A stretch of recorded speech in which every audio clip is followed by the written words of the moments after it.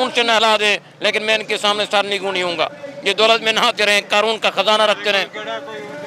जी तो आगे बढ़ते हैं जी, हमारे साथ रहें। अस्सलाम वालेकुम। वालेकुम सलाम। सर ये बताइएगा कि अगर खान साहब को भी गिरफ्तार करने की कोशिश की जाती है तो क्या खान साहब इस जेल पर तहरीक में गिरफ्तारी देंगे या वो अब भी पीटीआई के लिए रेड लाइन है?